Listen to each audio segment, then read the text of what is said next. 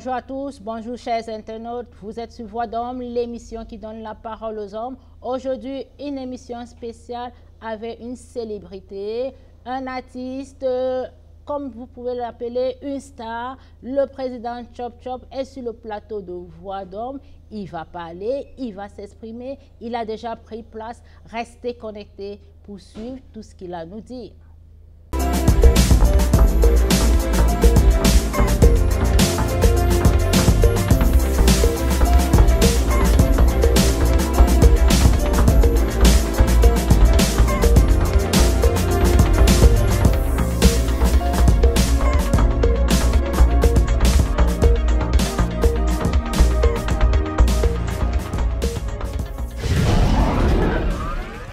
Voix d'Homme est l'émission consacrée aux hommes.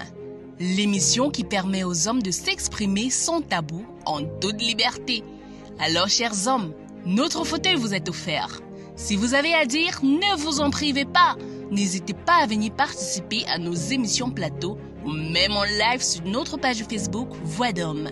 Contactez-nous via WhatsApp au +49 15 23 40 54 214 ou même au +237 697 954 290 et même par appel au +237 697 954 290. Voix d'Homme, la seule émission qui donne la parole aux hommes. De retour sur le plateau, bonjour président Chop Chop. Bonjour Daniel. C'est un plaisir de vous recevoir sur ce plateau malgré votre agenda chargé. Voix d'Homme vous dit merci. C'est moi qui vous remercie et c'est un plaisir qu'on partage ensemble. Ce n'est pas tous les jours qu'on consacre une émission aux hommes. Aux Voix d'Homme, généralement, on milite pour donner la parole aux femmes, mais voilà qu'une femme s'intéresse à la junte masculine. On ne peut se sentir qu'honoré. Merci. Qui est le président Chop Chop? Pourquoi le nom Chop Chop? Ça m'embête souvent de revenir à me présenter parce que je l'ai déjà fait 1 million de fois. Et je le referai aujourd'hui. Je ne suis que celui que vous voyez de mon patronyme, Antoine Landry Lemogo. Et je crois que ça aussi, ça se sait. Il est vrai que beaucoup connaissent moins mon nom de famille que mon pseudonyme d'artiste. Je l'ai eu depuis ma tendre enfance, Chop Chop. J'ai déjà raconté l'histoire. Ça m'a servi de manteau pendant ma carrière de comique, au début de ma carrière de comique et pendant toute ma carrière de comique. Aujourd'hui, ça m'a suivi à la télévision, à la radio et à la télévision. Je continue à porter ce manteau de Chop Chop qui est un nom qui me plaît beaucoup parce que ça vient de mon enfance et ça me fait énormément plaisir de le porter. D'accord. Et vous dites du passage comique à la télé, au coaching, vous avez plusieurs casquettes, vous avez une émission qui s'appelle Jambo. Est-ce que vous pouvez un peu nous parler de cette émission? Comment... Jambo, c'est un talk show dominical. C'est une plateforme de rencontres entre le monde culturel, le monde économique, le monde social. Tout le monde se retrouve. C'est une plateforme, c'est un magazine dominical où le ton est léger, sur lequel on utilise un ton léger, on peut s'amuser, on peut parler de tout, on peut s'amuser, on peut s'éclater, mais sans verser dans la vulgarité, où on donne la chance à tout le monde, on donne la parole à qui veut la prendre pour exprimer ou alors pour défendre peut-être son projet ou ses produits. C'est en quelque sorte ça, c'est du divertissement, c'est un programme de divertissement, donc basé sur un talk show et on s'amuse. Et d'où vous êtes venu cette idée-là? L'idée de faire Jambo. Oui. En tout cas, Jambo, c'est presque un label qui s'est imposé à moi parce que lorsque j'écris mon premier sketch sur le jeu des hasards qui vidait les poches à nos papas, à nos mamans à l'époque dans les marchés, où les petits malins utilisaient des cartes pour flouer nos mamans, nos papas sur le chemin du marché pour récupérer leurs petits sous. Alors, ça se joue avec 3 cartes de 2 couleurs différentes. On avait soit 2 cartes rouges, soit 2 cartes noires et une rouge, soit 2 cartes rouges avec une noire. Alors, on jonglait de temps en temps. Il fallait que tu retrouves la carte différente à la carte différente entre les 3 cartes. Et parfois, même quand tu arrivais à trouver, on dit, OK, si tu donnes 5 000, tu gagnes 10 000. Le temps que tu fouilles ta poche, ils ont déjà modifié la position de la carte. Ils posent la mauvaise carte devant toi. Quand tu lèves tes yeux, tu trouves que c'est la mauvaise. Et il y a eu tellement de déconvenues avec nos mamans. Il y en a qui laissaient la ration de la famille dans ces carrefours-là. Et il y en a même qui se faisaient congédier parce qu'elles jouent une première fois, on leur fait croire qu'elles vont encore gagner. C'est-à-dire qu'on les met dans l'illusion. Elles partent à la maison, elles vident la petite ration familiale du mois pour venir jouer. Elles perdent tout. Le vieux rentre, il ne sait pas comment s'expliquer. Allez, dehors. Donc, on a vécu ça dans notre enfance, surtout nous qui avons grandi dans une ville du Cameroun qu'on appelle Nkonsamba, qui est une ville très particulière avec toutes les histoires qui gravitent autour de cette ville. Nous, on a vécu ça dans notre enfance. On voyait nos grandes sœurs se faire dépouiller, nos mamans et nos papas se faire dépouiller au jeu du tricarte. Quand je suis devenu humoriste professionnel, j'ai dit, je vais traiter de ce sujet et on appelle cela Ndjambo. Le Ndjambo, donc les mamans jouent Ndjambo, on les foirait au marché, un papa vient vendre sa marchandise, on prend toute sa recette au Ndjambo. Alors moi aussi, j'ai préféré le petit Ndjambo parce que c'est également un mot de gentillesse dans l'une des langues africaines parlées aux Nations Unies, le Swahili. Ndjambo veut dire bonjour simplement en Swahili. Or, même si chez nous, c'est rentré dans les mauvaises pratiques de tricarte et tout ça, mais Ndjambo, c'est bonjour en Swahili. Et je préfère cette définition de Ndjambo-là parce qu'elle est meilleure en tout cas et plutôt ça exprime de l'amour. J'ai fouillé un peu dans votre vie et j'ai constaté que vos sorties sont très flagrantes. Vous donnez des conseils, vous avez des messages forts. Et dans mes recherches, j'ai constaté que ça avait trait avec du coaching. Ouais.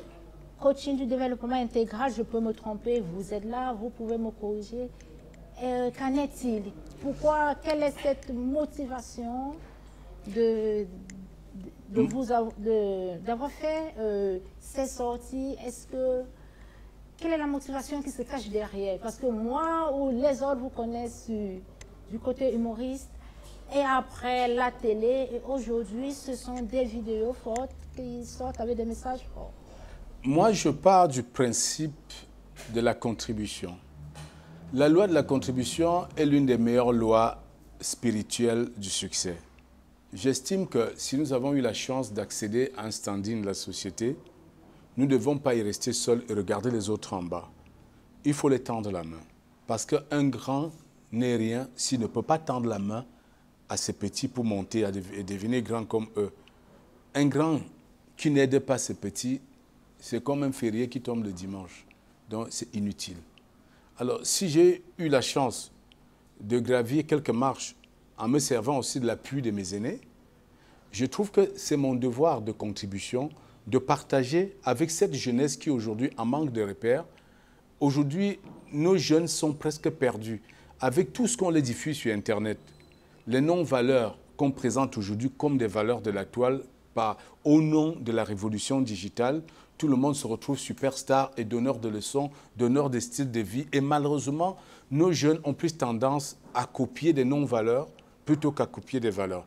Alors, notre responsabilité, c'est de les remettre sur le droit chemin, de leur apporter un peu de lumière pour qu'ils voient qu'il y a une autre solution, qu'il y a une autre voie qu'on peut suivre pour changer sa vie. On n'est pas obligé d'aller faire du Dubaï porti-porta pour avoir de l'argent. On n'est pas obligé d'aller s'animaliser pour avoir de l'argent. On n'est pas obligé d'aller mourir en Méditerranée pour connaître la lumière. Non, il y a la lumière chez nous. Elle brille même plus que celle vers laquelle on court en Occident. Et ma démarche aussi, c'est laver ce mensonge qu'on nous a longtemps servi en nous faisant croire que l'Afrique, ce n'était qu'un océan de misère. Non, il y a de la gloire en Afrique. Il y a du bonheur en Afrique.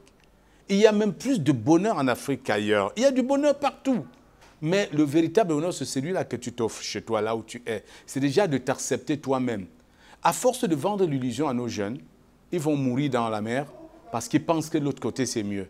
Mais ce qui m'a sidéré, la première fois que j'ai mis mes pieds en Europe, c'est de voir un Européen, excusez-moi, ce n'est pas du racisme, un blanc venir me demander de l'argent, un ticket de resto.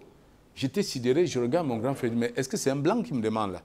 Nous, là-bas, on pense qu'il faut venir ici pour que les Blancs nous donnent. Mais un Blanc demande, moi, au petit noir, de le dépanner pour qu'il aille manger. Il m'a amené dans une station de métro le matin. J'ai vu plein de blousons jetés au sol, des matelas, des petits trucs, des sacs de couchage où dormaient des Européens, chez eux. Je me suis dit, mais si déjà en Europe, des Européens ont du mal à avoir un toit, à manger, comment moi, le petit Africain, je vais penser venir faire fortune là-bas? J'ai dit à mon grand frère, tu me ferais plaisir de me faire rentrer au pays. Je vais chercher ma vie là-bas. J'étais très jeune. J'avais 17 ans. Mon grand frère n'en revenait pas. Il dit, j'ai réussi à te faire venir en Europe à 17 ans, tu veux rentrer au Cameroun. Je dis, je dois rentrer. Si tu ne me laisses pas rentrer, je veux faire un scandale. Et ça a été un moment de tension entre nous. Il a fallu qu'il me comprenne à la fin, il m'a laissé rentrer. Aujourd'hui, la famille ne regrette pas. Il est question de donner un peu de lumière aux jeunes pour qu'ils voient mieux. Qu'on ouvre la lumière dans leur cœur. Qu'ils apprennent à regarder la vie avec le cœur. Et non avec les yeux qui se laissent facilement bluffer par le bling-bling d'Internet où on le sait du tout et du n'importe quoi. Demandez à un jeune, par exemple, de dépenser 5 000 francs CFA pour acheter un livre qui peut changer sa vie. Il va dire qu'il n'a pas l'argent. Mais il va mettre une connexion de 10 000 pour écouter les directs de je ne sais qui, pendant des heures, s'abreuver. Je vois même des femmes qui oublient de réviser, d'accompagner leurs enfants à réviser les leçons parce qu'elles regardent les directs de leurs influenceuses. Mais la société est en train de dériver complètement. C'est nous qui avons bénéficié des conseils de nos aînés, qui avons eu la chance d'avoir des aînés qui nous ont montré la route. Si nous ne retournons pas l'ascenseur à ces jeunes, demain, nous ne serons pas les coupables d'avoir permis cette dépravation de notre jeunesse, mais nous serons responsables de n'avoir rien fait pour changer. Voilà pourquoi je me suis inscrit dans une logique d'échange, de partage avec ces jeunes, partager notre discours et leur donner autre chose que ce qu'ils pensent être meilleur. Dieu merci, ils sont nombreux à écouter. Effectivement, ils sont nombreux à écouter. J'ai aussi suivi une de vos vidéos très pertinente sur le sport. Oui. Vous n'avez pas juste fait la vidéo, mais vous pratiquez le sport. Absolument. La meilleure leçon se dispense par l'exemple. Ne dis pas aux gens, allez courir, faites ceci le matin, faites les abdos, et tu t'assois, tu le dis, on ne voit pas sur toi-même. Tu dis aux gens, ayez la bonne forme physique, on ne voit pas sur toi.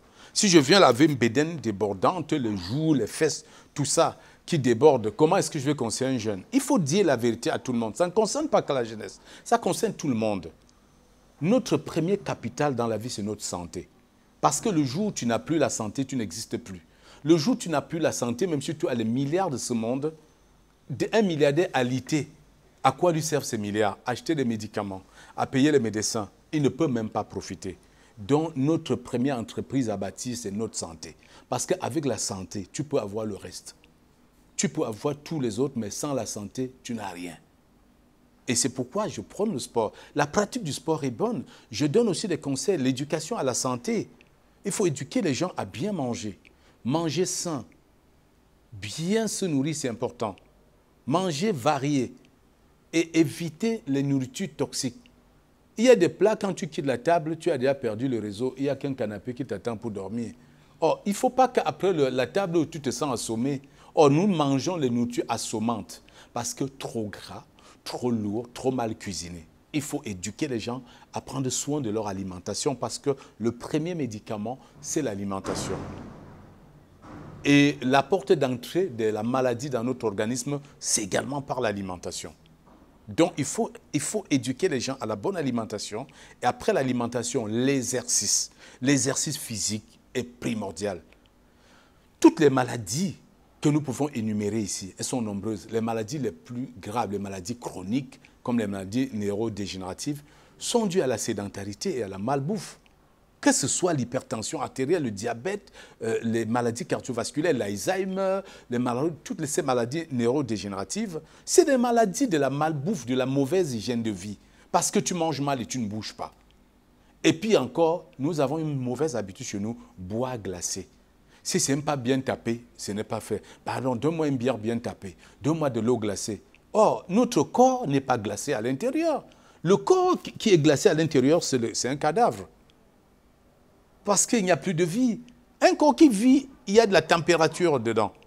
Pourquoi tu vas venir refroidir cette température? Du coup, tous les graisses que tu as mangées, tu les coagules très rapidement avec de l'eau glacée, de la bière glacée, et tu ajoutes d'autres toxines dessus. Or, moi, je prône la bonne vie. Je marche avec un thermos. J'en ai un dans mon sac, dans ma voiture. J'ai toujours un thermos quelque part avec moi. Je bois chaud à longueur de journée. Même quand je vais dans un restaurant, on me dit de l'eau, je dis, OK, chauffez là et vous posez avec une carafe. On chauffe mon eau, on apporte dans une carafe. Je bois de l'eau tiède. Et c'est très bien pour la santé. Président Chop Chop, on va rester du côté de la santé. Vous faites de l'activité sportive combien de fois par semaine? Il y a des semaines, je l'ai fait 7 jours sur 7. Mais il y a des semaines où mes activités professionnelles ne me permettent pas. Mais le minimum, c'est 4 jours sur 7. Le minimum, c'est 4 jours sur 7. Et d'où est venue la motivation de faire des vidéos où vous êtes en train de faire du sport pour montrer au public qui vous regarde, ou à cette jeunesse qui vous suit? Ma motivation pour les vidéos vient d'une inspiration. Une inspiration que j'ai captée chez un ami et un frère. Je le cite tout le temps. Ça part même déjà de ma motivation pour la lecture. Il y a 5 ans, j'ai acheté un magazine, je mettais 1 mois, même 2 pour le lire. Même pas pour tout lire, pour lire les pages qui m'intéressent dedans. Mais aujourd'hui, en 1 mois, je peux avaler 2 à 3 livres importants parce que cet ami m'a donné l'envie de la lecture. On se retrouvait pendant nos vacances à Paris. On parlait de richesse et de tout. Il m'a dit, mon frère, tu sais quoi? Je dis oui. Il dit, nos jeunes ont une très mauvaise idée de la richesse. Ils ont un concept erroné de la richesse simplement parce qu'ils sont ignorants. Ils ne lisent pas.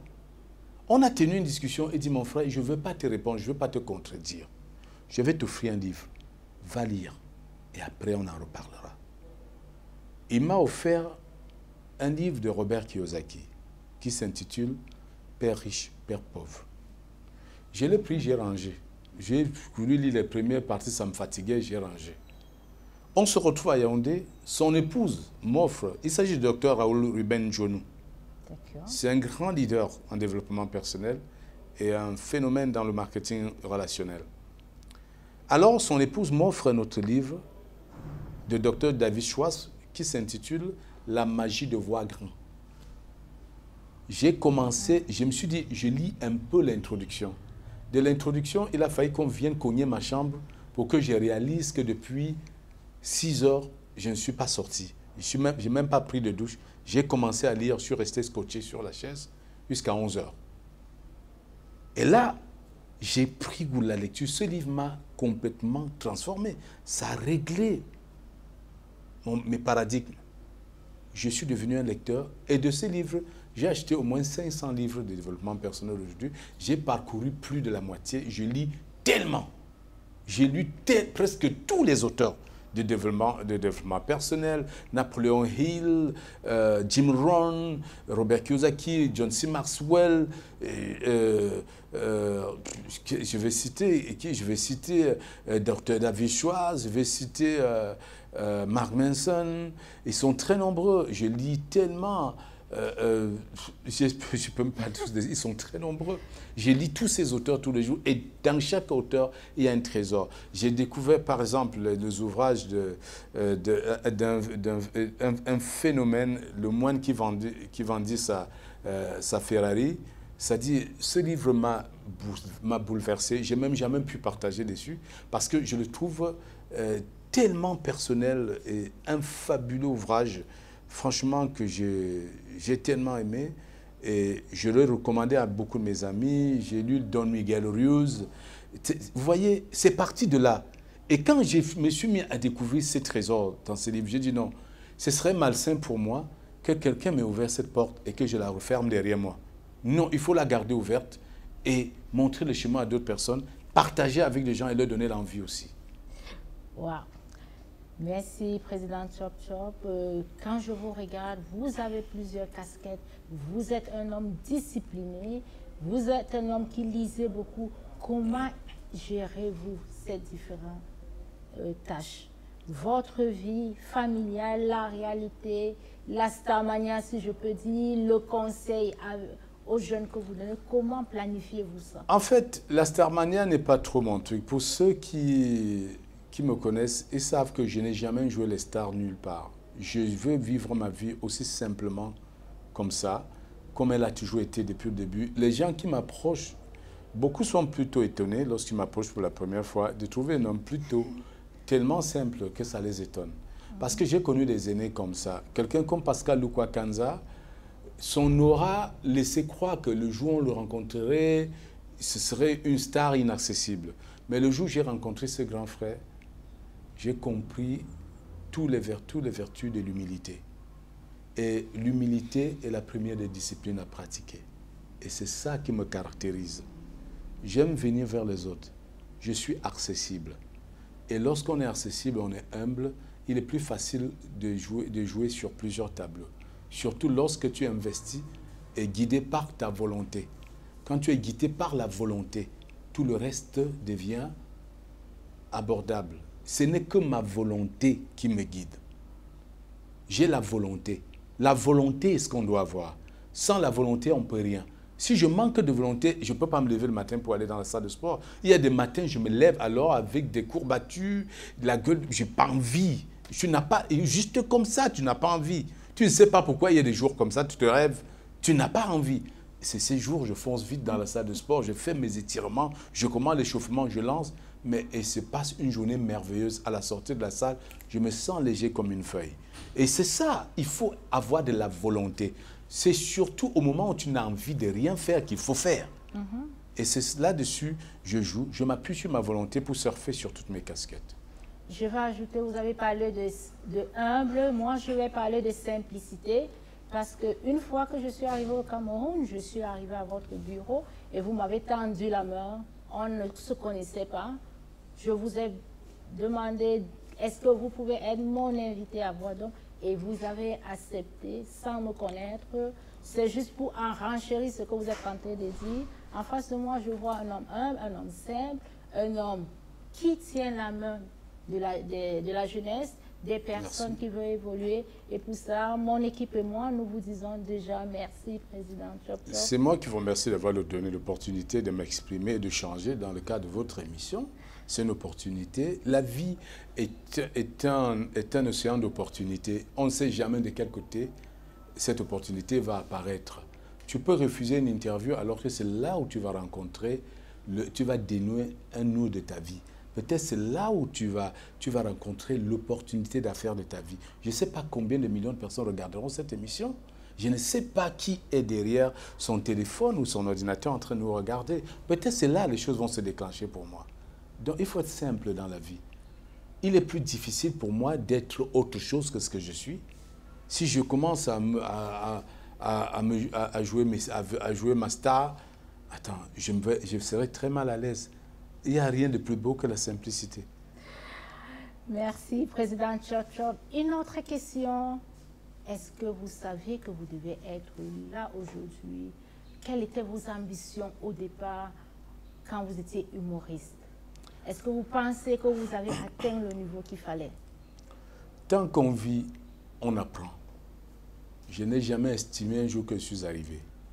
Je ne suis qu'à une étape de mon chemin. Je continue de le poursuivre. Et je continuerai de le poursuivre jusqu'à mon dernier souffle. Tant que l'homme vit, il doit apprendre. Ça, c'est ce que j'apprends de la vie. Et c'est le message que je passe à la jeunesse. Apprenez, soyez patient et avancez. Parce que l'autre maladie de notre jeunesse, c'est l'empressement. Voir des aînés aujourd'hui, parce qu'ils roulent carrosse, sont dans des grosses voitures, ils veulent tout de suite avoir la grosse voiture. Ils ne savent pas depuis combien de temps cet aîné travaille pour se faire ce plaisir. Ils ne savent pas depuis combien d'années il galère pour s'offrir ce plaisir. Ils ne savent pas combien, par combien d'échecs il est passé pour atteindre cette réussite. Aujourd'hui, les jeunes veulent devenir milliardaires en un clin d'œil. C'est pourquoi vous allez entendre les choses, le porte-monnaie magique. D'autres choisissent de transformer leur nature, devenir même des femmes, parce qu'ils veulent se faire de l'argent. Et toutes les non-valeurs réunies parce qu'on court derrière l'argent. Ce que je dis à nos jeunes, on peut arriver à destination si on prépare bien son voyage. Déjà, il faut savoir quelle est la destination. Ne vous levez pas un matin, je veux devenir riche. Je veux, sans savoir ce que veut dire riche. Il faut déjà pouvoir définir ce que veut dire richesse dans ta tête. Parce que chacun a sa conception de la richesse. Parce qu'à la fin de la journée, ce n'est pas le compte en banque qui définit la richesse. Ce n'est pas tes biens immobiliers. C'est la personne que tu es devenue en accédant à tout cela qui fait de toi un homme riche. Il faudrait que nos jeunes intègrent cela. Parce que le chemin est long, parsemé d'un peu de tout. Quel type de riche veux-tu devenir demain? Quel homme voudrais-tu retrouver à la tête de cette richesse que tu vises? Un homme haï, détesté, un homme qui a plein d'argent, mais qui a fait pleurer un maximum, qui a dépouillé des gens. Il y en a qui ont beaucoup d'argent, mais qui n'ont que des prières de malédiction, qui ne reçoivent que des malédictions chaque jour. Des gens dans leurs prières ne souhaitent que le malheur. Parce qu'ils ont l'argent, non? Ils ont des voitures, non? Ils ont des maisons, ils ont même des immeubles, ils ont tout. Mais est-ce que pour autant, ils sont vraiment riches? Vous avez des gens qui ont tout ça, mais pour qui il y a tout un village qui prie chaque matin pour qu'ils vivent longtemps. Tu as tout un pays qui prie chaque matin pour que Dieu donne davantage. Parce qu'il est devenu un homme riche sur le chemin de la richesse. Il n'est pas devenu un homme pauvre avec une fortune immense. Parce qu'il y en a qui sont tellement pauvres que tout ce qui leur reste, c'est l'argent. Donc, voilà le message. C'est très important. Il faut cheminer doucement. Le petit bout de chemin que j'ai fait aujourd'hui, je l'apprécie et je l'embrasse tous les jours. Parce que je viens de loin. Ma vie n'a été que jonchée de difficultés. Déjà à ma naissance, je suis le Benjamin d'une fratrie de près de 200 frères et sœurs.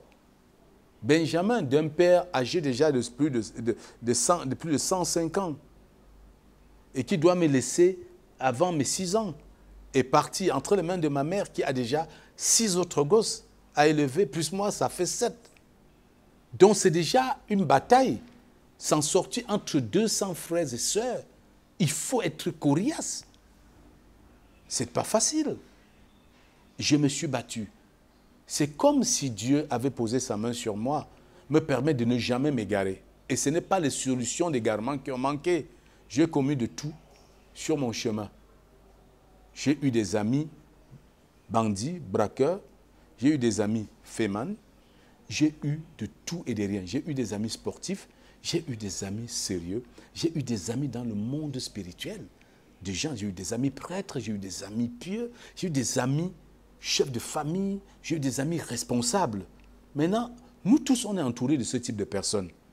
Mais c'est à nous de choisir avec qui marcher. D'où la notion du cercle d'influence sur le chemin du succès et de la richesse. Notre cercle d'influence est déterminant pour notre succès dans la vie. Où que tu viennes, quelles que soient les conditions dans lesquelles tu es né, quelles que soient les conditions dans lesquelles ta famille a vécu, que ce soit la pauvreté extrême, le choix de notre cercle d'influence déterminera notre destination. Le cercle d'influence, c'est tout ce qui nous entoure. Tout ce qui est en interactivité avec nous. Les amis, les voisins, le quartier, les médias. Les médias que nous regardons nous influencent. Si tu choisis d'aller t'asseoir devant les débats politiques, ou à longueur de journée, des hommes dits docteurs en S, je ne sais quoi, viennent s'insulter. Oh, voleur, oh, ceci. On vous dit comment votre pays est pourri, on a tout volé, on a tout détourné. Qu'est-ce que tu vas regarder? Quand tu as quitté devant la télé, qu'est-ce que tu ramènes dans ta tête? Qu'est-ce que tu pars avec? Si tu choisis des potes qui disent tous les soirs, allons nous asseoir au snack, buvons à bouche que veux-tu, faisons des tournées, buvons et demandons la bière aux aînés. Quelle avenue veux-tu pour toi-même? Mais si tu as des amis qui se lèvent le matin, accompagnent leurs parents au champ, même si tes parents n'ont pas de champ, suis ton ami qui accompagne ses parents au champ. Va voir comment on travaille dans un champ. Peut-être demain, ton étoile brillera dans une plantation. Si tu as des amis qui accompagnent leur papa à creuser du sable pour aller vendre, va creuser du sable. Tu apprendras aussi. Aujourd'hui, tout le monde admire le chèque, le compte bancaire de Francine Gagnon, on voit le champion du monde, mais revenons sur son histoire. Il a grandi avec sa grand-mère à Batier, il puisait le sable, il vendait le sable. Il est venu porter la pulperie au marché Mbopi. C'est pour vous dire, la difficulté est notre meilleur allié sur le chemin du succès. Il faut braver les difficultés, sinon tu n'auras pas le goût du succès. J'en ai bravé. Si je suis devenu ce que je suis aujourd'hui, depuis ma tendre enfance, je n'ai jamais perdu le contact avec mon rêve. Je ne sais pas pourquoi, il n'y avait pas d'artiste dans ma famille. Mais je rêvais d'être une célébrité. Peut-être c'est Dieu qui m'a envoyé ce message. Je rêvais d'être une célébrité. Ma mère est une chanteuse dans les danses traditionnelles, dans les trucs du village. Mon défunt grand frère qui était inspecteur des impôts, c'était le seul artiste de la famille parce qu'il était guitariste. Il y a un autre qui m'a entraîné dans l'humour parce que lui aussi il a commencé à faire le théâtre au lycée du Manengouba, paix à son âme, le Mogonkala. J'ai suivi ses pas, je me suis retrouvé humoriste. Et après, il m'a laissé dedans, j'ai continué. Je me suis retrouvé à la radio par un concours de circonstances avec mes amis d'enfance. Je me suis retrouvé à la télévision parce que par maintenant la force de ma curiosité. Parce que dans la vie, il faut rester connecté sur son rêve. Il faut ouvrir grand les yeux du cœur surtout. Président Chop, encore d'autres projets, on attend encore, vous allez nous sortir, quelle est la prochaine carte? Est-ce que vous avez encore des projets? Il y a toujours des projets, toujours des projets. Je suis de retour au cinéma. Vous voyez, je suis dans la série Madame, Monsieur, grâce à mon jeune frère Ebenezer Kepombia, qui m'a invité à reprendre des armes. Et voilà, je me fais à nouveau plaisir dans le monde du cinéma. Et j'ai d'autres projets dans ce secteur également et dans d'autres secteurs qui arrivent très bientôt, vous serez au courant. Merci. Président Chop, revenons sur Jambo. C'est une émission tellement suivie, c'est une émission tellement aimée. Est-ce qu'elle est aimée parce que c'est vous? Est-ce qu'elle est aimée parce que c'est Jambo? Quel est votre secret? Comment il fait pour arriver? C'est quand même difficile à répondre à cette question. Je ne sais pas pourquoi les gens l'aiment, mais chacun a une bonne raison d'aimer cette émission. Au début, je suis sûr, on suivait l'humoriste qui ne manque pas de temps en temps d'envoyer quelques pics d'humour, parce que ça me prend aussi de m'éclater. Souvent, ma façon de faire aussi est blaguer. Mais je pense aussi l'humilité de mon équipe a beaucoup joué en faveur de l'émission. On ne se prend pas la tête. On ne se voit pas plus grand que nos invités. On est juste au service de tout le monde. Et je pense que cela nous aide beaucoup à avancer. Restons sur Jambo. Quand vous vous levez le matin, vous avez votre émission. Est-ce que vous préparez? Est-ce que vous écrivez? Ou c'est spontané sur le plateau? Tout se prépare. Hein. On la prépare. J'ai une manière de préparer les choses. Le dimanche matin, je commence toujours par la salle de sport. Et quand je sors, je commence à penser à mes répliques. Mon introduction, les mots que je peux utiliser pour faire rigoler les gens. Il y a parfois des mots qui circulent dans la semaine au Cameroun. Je me pique aussi un mot là. Je dis, OK, je vais utiliser ça comme ça pour m'amuser. Donc, je me dis, je m'en vais dans la cour de récréation. Et quand on va se récréer, on ne prépare pas trop. On prépare juste l'essentiel, mais le reste vient en pleine récréation. Vous nous avez coaché, vous nous avez dit beaucoup de choses, mais est-ce qu'on peut devenir comme Chop Chop? Ben, tout le monde ne peut pas devenir comme Chop Chop parce que j'ai fait un choix qui est le mien. Il y a plusieurs chemins qui mènent à Rome. Chacun doit choisir le sien. Et c'est lui qui semble meilleur. Mais si quelqu'un pense qu'il a des prédispositions pour faire ce que je fais, je lui souhaite bonne chance. Et je lui tends la main. Pourquoi pas? C'est ce que je fais tous les jours. Mais chacun devrait faire ce qu'il aime. À défaut, aimer ce qu'il fait. Parce que tout le monde ne peut pas faire la même chose pour réussir. Je vous pose cette question parce que quand je vous ai rencontré, on a fait une photo et je l'ai postée sur ma page. Et j'ai eu des messages qui disaient comment faire pour devenir comme Chop Chop? Je veux devenir Chop Chop. Quel est son secret? Le secret, c'est le travail. Dans tout domaine de la vie, le secret de la réussite, c'est le travail et la discipline. La discipline est primordiale. Pourquoi? Parce que nous avons un bien commun, nous tous les humains, qu'on appelle le temps. Malheureusement, étant très jeune, on pense qu'on a tout le temps. Et on oublie que le temps qui passe ne revient pas. Parfois, on pense qu'on restera éternellement jeune. Mais c'est quand la quarantaine approche qu'on commence à paniquer. On voit qu'on n'a plus tout ce temps qu'on avait perdu. Et on a envie de rattraper le temps qu'on a perdu. On est prêt à faire des folies. Vous avez vu un homme qui a passé la quarantaine sans être marié, c'est la cata, il peut m'épouser une folle. Parce qu'il a peur qu'il ne va jamais le faire. Il réalise qu'il a joué avec trop de filles, qu'il a trompé trop, il a promis trop de mariages, il n'a jamais tenu parole, mais maintenant, c'est lui qui doit trouver qui va l'accepter. Il panique, il est prêt à embrasser la première venue parce qu'il veut qu'on sache aussi qu'il est marié à 40 ans. Parce qu'on a perdu trop de temps. On a passé le temps à jouer avec le cœur des filles. Et à 40 ans, on commence à payer. Vous savez, on vit dans un monde de causalité. Tout ce que nous sémons dans notre jeunesse, on récolte à la vieillesse. Si pendant la jeunesse, tu penses que c'est le temps d'abîmer ton corps, à te jeter dans les drogues, les narcotiques, l'alcool, tout ce que tu veux, sache que tu vas payer après 40 ans. Il y a des jeunes, à 50 ans, ils n'arrivent même plus à se lever facilement d'une chaise. Ils sont déjà très malades. Parce qu'ils ont cultivé la maladie dans leur trentaine, dans leur vingtaine. Donc maintenant, arrivés à la cinquantaine, ils récoltent le fruit de ce qu'ils ont sémé.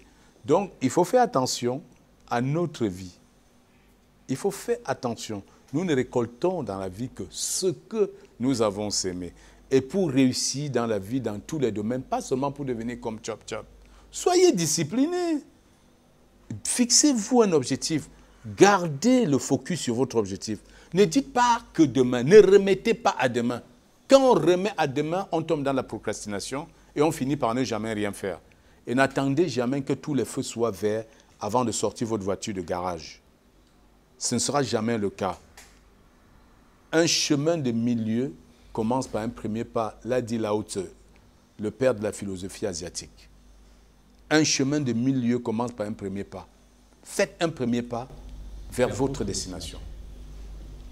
Avant de terminer cette émission, une dernière ou une avant-dernière question. Vous avez reçu l'invitation de l'émission Voix d'homme. Qu'est-ce qui est venu à votre esprit? Qu'est-ce que vous avez pensé? Moi, quand quelqu'un m'approche pour un tel projet, on veut t'interviewer, la première question, qu'est-ce qu'ils veulent savoir sur moi? Quel type de questions ils veulent me poser? Moi, pourquoi elle veut m'interviewer? J'ai déjà répondu à trop d'interviews sur ma vie. Est-ce que ce n'est pas une interview de trop? Dans ce sens, on se demande à quel type de questions on doit s'attendre. On commence. Et je n'aime pas qu'on m'envoie les questions avant. J'aime être spontané. Comme vous avez constaté, je ne vous ai pas demandé le questionnaire. Je ne veux pas qu'on... Je n'aime pas préparer les interviews. Parce que j'aime être sincère. Donc, la première idée, c'était de quoi on va parler, pourquoi elle m'a ciblé, pourquoi moi. J'ai posé des questions. C'est normal. Il faut un peu savoir le pourquoi des choses. D'accord. Président Chop Chop, mes internautes de l'émission Voix d'homme vous regardent. La jeunesse vous regarde. Nous avons eu un débat tellement enrichissant. Je voulais vous garder pour 3 heures, 4 heures de temps, mais je sais que vous avez un programme tellement chargé que ça ne sera pas possible. J'aimerais que vous leur transmettez un message, que vous leur dites quelque chose. Alors, déjà, je tenais à vous remercier pour l'invitation et de l'opportunité que vous me donnez de m'adresser à votre auditoire. Ce que je peux dire aux jeunes, c'est que dans la vie, quel que soit ce que vous visez, apprenez à marcher avant de courir. Et si vous voulez arriver, si vous rêvez de succès, décidez tout de suite de ce que sera ce succès, à quoi ressemble ce succès. Visualisez-vous déjà dans ce succès. C'est à travers les images de visuel. Projetez-vous dans cette vie. Faites-vous des images mentales qui vous mettent dans l'état de cette vie que vous visez. Et choisissez votre cercle d'influence. Choisissez les médias que vous allez regarder. Choisissez les gens que vous allez suivre sur Internet. Il n'y a pas que des aliénés sur Internet. Il n'y a pas que des ordures sur Internet. Il y a du trésor sur Internet. Allez chercher du trésor sur Facebook. Allez chercher du trésor partout. Refusez de partager la négativité. Refusez de partager ces messages négatifs. Refusez de partager les productions de la haine. Parce que quand tu partages un message de la haine, tu deviens haineux.